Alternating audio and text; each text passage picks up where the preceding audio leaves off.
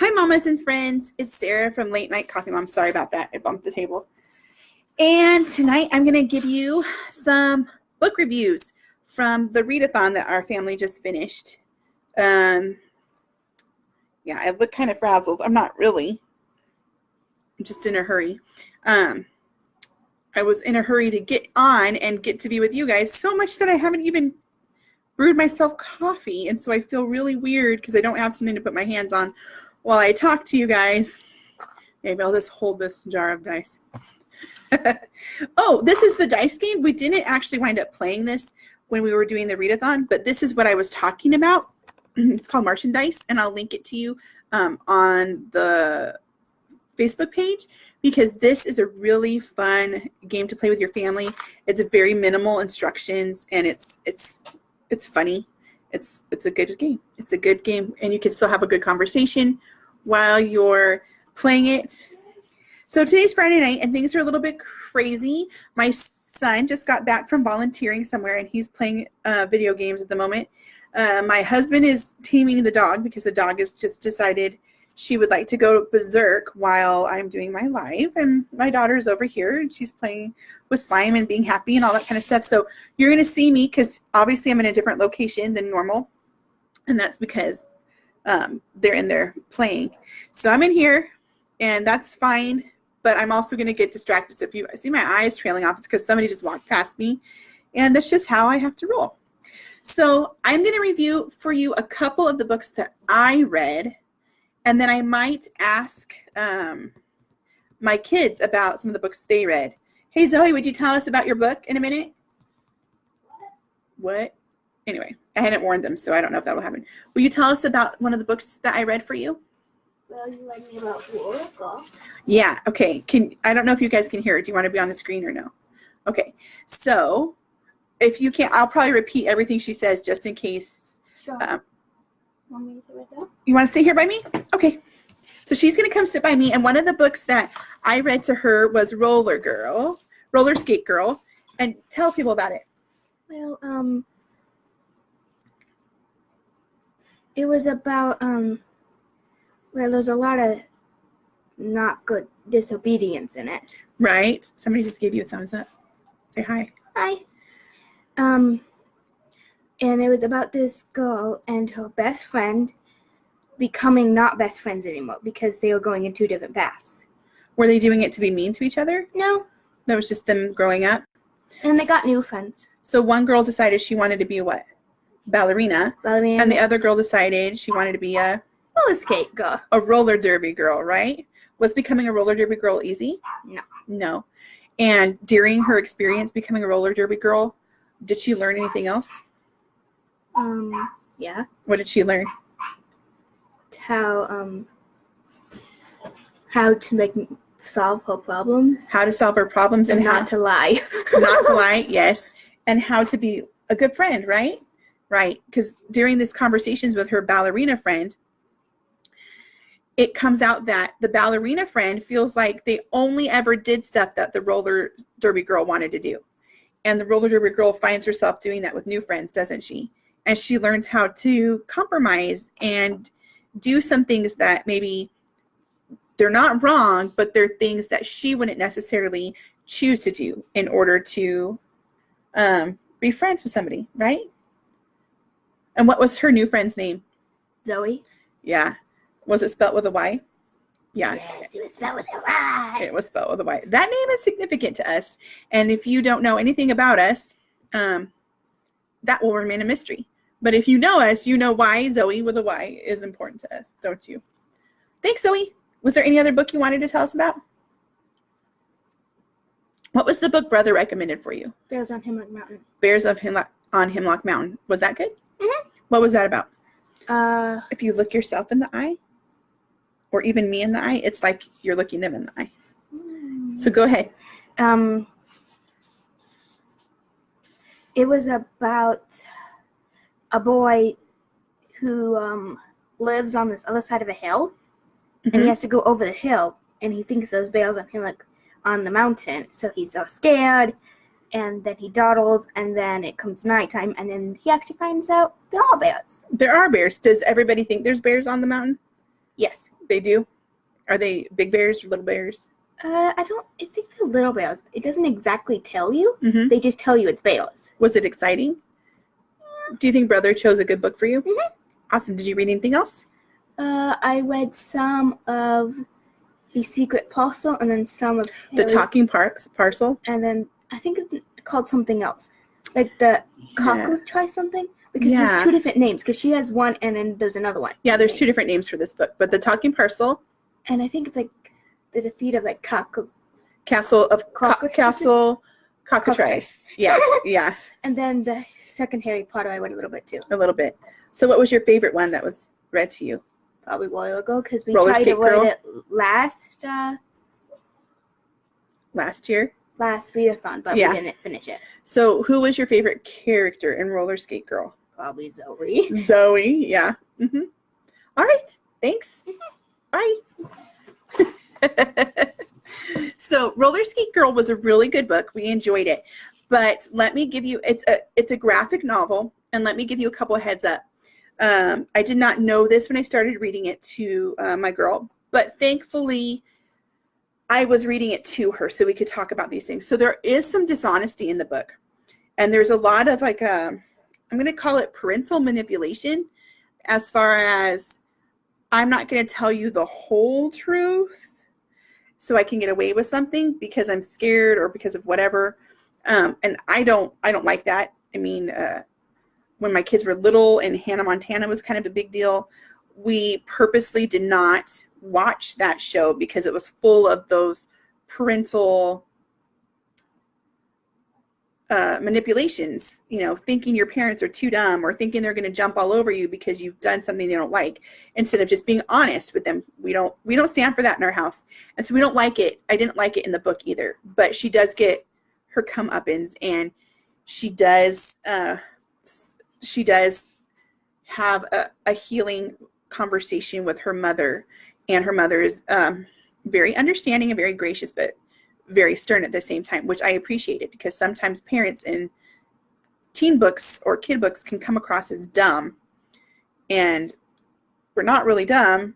I know kids might think we are, but I don't like it being shown in that light, because I want my kids to come to me if they need help. So there was instances of that, many different instances of that.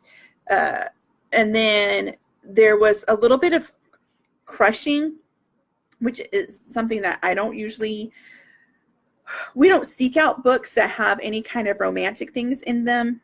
And if we know that's the theme of the book, we kind of steer away from it, at least in this point in our growing, because my girl is 12, and I don't think for her, I mean, everybody's different, but I don't think for her it's an issue we need to be pushing or getting her excited about. So we just kind of steer away from that. So I didn't like that. And then there is a swear word in it a couple times, and it's actually a nickname that the bully kids call the main character. So we could talk through that a little bit, and at least in my opinion, the main character wasn't the one saying it. She could recognize it as bad, and even the bullies were saying it. And so bullying is never okay. And then you throw a curse word into it, and it just shows you how mean the bullies actually were. Sorry, I think it's this jacket that keeps making my nose itch. Anyway, so that was Roller Skate Girl, and it was good. And then The Bears of Hemlock Mountain, The Talking Parcel, and Harry Potter and the Chamber of Secrets were things that my 12-year-old was reading. So let me show you some of mine. I know I did quick videos when I was going through the readathon, but I was also crazy. Can you believe it's been a week? Yeah, we would have been starting it right now. So let's see. Yeah. So for my YouTubers, I have somebody telling me that their kids want to reread Harry Potter, and they like to read them aloud or as audiobooks, but it's hard to find them in large print. And I find that we all in my family read better, but there is somebody in my family particularly who reads much better if the print is large. And so how we solve that is sometimes we use Whisper Sync on a Kindle Fire, and that's where you can buy the book on Kindle, and then for a discounted price, you can buy the audio version. And the screen will come up, and then you can enlarge the font to whatever size you want. But as it's reading out loud, you also can, it highlights the words it's reading as it's reading it out loud. And that's great. And then also just buying it on Kindle, you can enlarge the words. So that's how we get away with that, except for that's only like a sometime solution, because just the glare of the Kindle, even if you change the settings, like you can change the background to be green and the text to be white or black, depending on what you want. But sometimes the glare is too much and causes too much distraction and just eye strain as well. But sometimes we play with the Whisper Sync, and that works well. I do love the Harry Potter books narrated by Jim Dale. Anything narrated by Jim Dale is amazing. One of our family favorites, this is a spoiler, one of our family favorite books series of all time, probably the series that got us into audiobooks the most is Peter and the Starcatchers. And that's read by Jim Dale. And just something about his voice is magic. And then a long time ago on TV, how long? Almost 10 years now, there was a television show called Pushing Daisies, which is totally my kind of show. It's weird and whimsical and odd, and a mystery. So that's but Jim Dale narrated that too. And it was all around the same time. So Jim Dale narrates the Peter and the Starcatcher series, and he also narrates the Harry Potter series. And he's just awesome. His voice is amazing. I found some other books narrated by him. We have I believe we have A Christmas Carol narrated by him, and it's amazing. Anyway, he's just amazing. He makes any book magic. His voice is awesome. So a little bit more detail about my books. So one of the books I read, of course, was the Green Ember story, The Last Archer. And I explained this a little bit to you guys. This is by S.D. Smith. Where'd it go? He's a really cool guy. He's very sweet to his fans. He loves fan art. He's just awesome. So if you haven't read any of his books, check him out, because just his books are great. I mean, they're really good. But the guy himself is awesome. So even if you look at the cover and you're like, I don't want to read about rabbits and archery, this guy, his books are amazing. So this has become, look, I even have a signed copy. I didn't even notice that till right now. This book has become my favorite so far of the Green Embers series. So there's the Green Ember, I guess I would call it the saga, and they're thick books. And then these are stories that sometimes are prequels, sometimes, and this one happens during the first book, during the Green Ember. And he even has in here how to read them, in what order he prefers you to read them in, but you can read them however you want to. I loved this one because I love hearing the story of side characters that, like Stormtrooper number 4. I like hearing his story and how his story impacted the huge story. Because, I don't know, in my heart, it makes me feel like my personal story, my life story, is impacting the big story too. Because it is.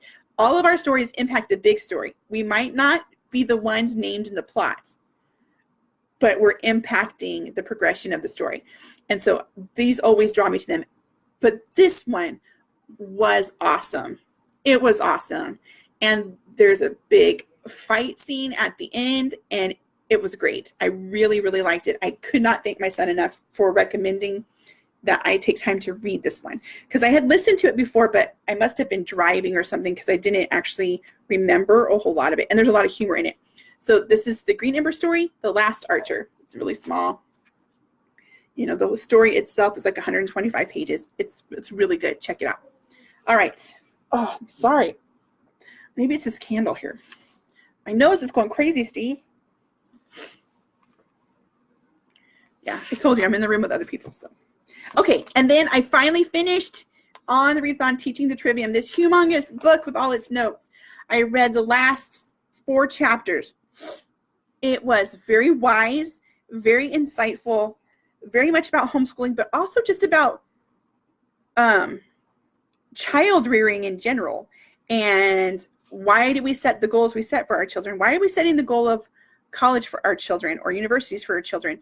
Is it for us or is it for them?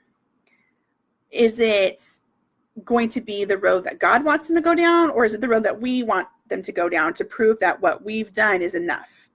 And it gives you ways to analyze that and think about it.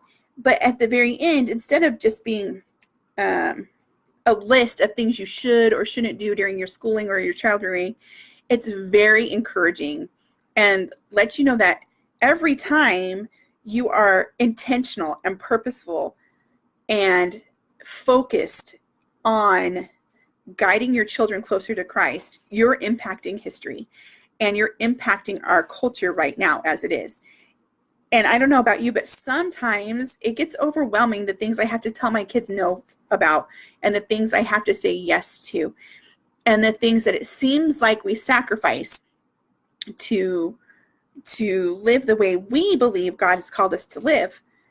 And it can get tiring and it can get defeating, and you can almost feel like the world is winning and that your little struggle doesn't mean anything. And the last chapter of this book really reminds you that you're building up treasure in heaven, and that treasure will not rust or decay or be stolen. It's there waiting. And that, yes, you will see reflections of it in your children as they grow because you're helping them reflect Christ. And so, but they're just shimmerings. Their best behavior are just shimmerings of the treasures you've laid up in heaven. So it's really good. Teaching the Trivium, anybody who homeschools, anybody who's thinking about homeschool, anybody who wants to even understand things like learning styles at certain ages and how you could help them at home, anything like that. Teaching the Trivium is great. And then I already reviewed Forever Loved, the story, the retelling of Eve for you guys on Tuesday, so I'm not going to go back into that one. And I think other than those, the only one I actually got all the way through was A Time to Rise. I did start Fox, which is great. And I did get halfway through Peaches and Scream, which is great. But A Time to Rise is the last in the Out of Time series by Nadine Brandis. It is sci-fi dystopian. So this is after a war has taken place hundreds of years later. Well, maybe not hundreds, maybe 50 years later. They tell me in this one, and I can't remember. And how the government has been set up, what their regulations are, what their rules are, all that kind of stuff. And so much happens to this character in the first book, which is called The Time to Die, that you can't, me as a reader, can't possibly imagine what's going to happen in book 2, which is called The Time to Speak. And tons more happens to her there. And then in A Time to Rise, I can't even, so much has happened to her. You can't think that there's anything else that could possibly happen. And yet it does. And yet it does in A Time to Rise. These are YA, so they're young adult, Christian fiction. The main character goes from being 17 to 19 during this time period. I still love them. They're thick, but they're remarkably easy to read because her details and her descriptions are so smooth. And it feels like you're there with these people. And it's just great. But they are Christian YA books, and they make no pretenses otherwise. They don't pretend they're not. They are. They quote scripture. They quote prophecies, things like that. They quote, she calls out wrong as wrong. She calls out right as right. There's no hiding that these books were written by someone who loves God and someone who's not ashamed of him. So if that's not your thing, then don't read these. If that is your thing and you like exciting dystopian sci-fi, these are amazing. She has quickly become one of my favorite authors. She has her own YouTube channel, which I'll link in my posts on my page on Facebook. So if you're watching on YouTube, it's on Facebook, it's Late Night Coffee Moms, and you can check that out, and I'll have all kinds of links there that you can check her out. But Nadine Brandes has her own Facebook, YouTube channel, and just watching her talk is amazing. She's just fun and energetic and passionate about what she does, and I love it. It's like she lifts me up every time I watch her, and she could be talking about building a tiny house, and I'm just like, yeah, you go. But these books are awesome.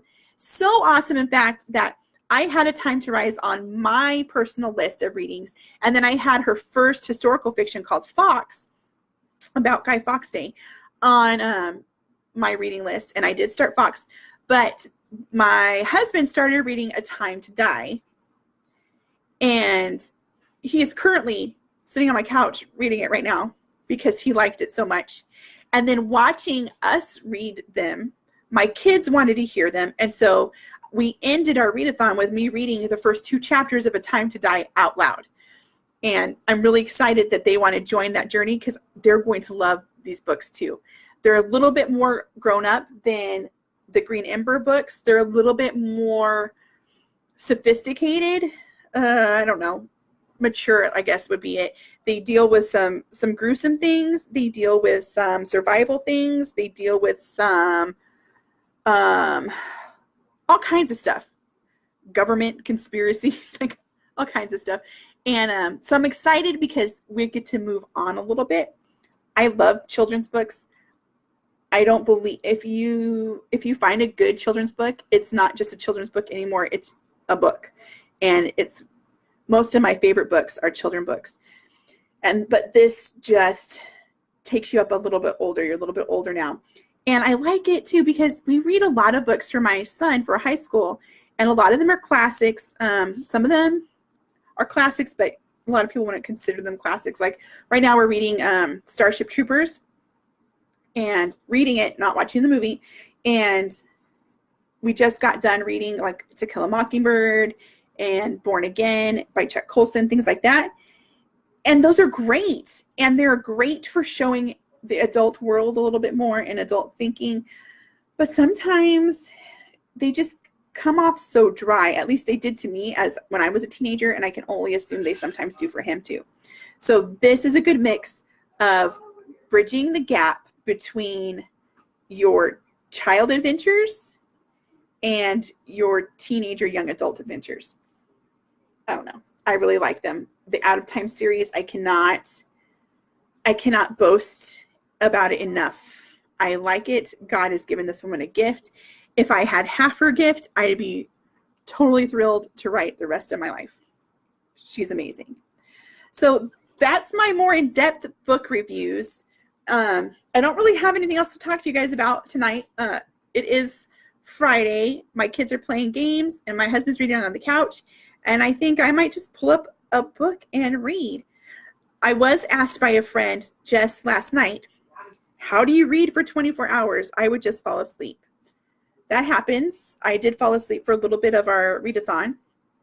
And I'm going to switch the times the next time we do it. But I don't know. These stories are just amazing. And when I start a readathon, I start out with the book that I feel is the most academic as far as I want this information that's in this book to help me become a better something, whatever.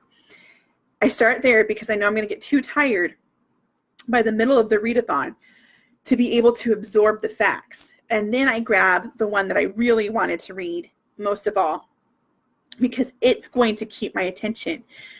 And another thing about readathons or about life in general, if I've picked up a book and I can't make it past the first 3 chapters without setting it down multiple times and wondering, why in the world am I reading this?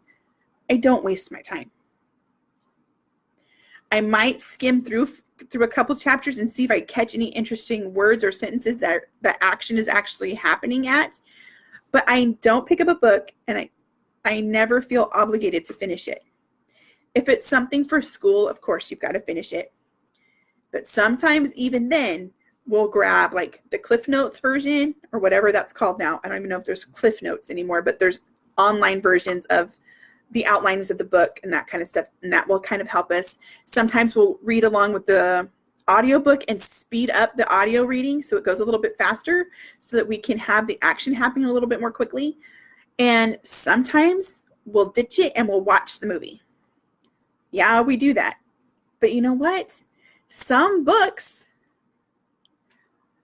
are, and this is coming from somebody who writes, but some books are just not for me.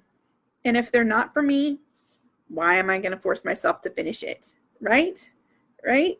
So the only book that I make that exception on is the Word of God, the Bible, because if the Bible is boring for me, it's a heart issue for me, and I need to ask for revival there.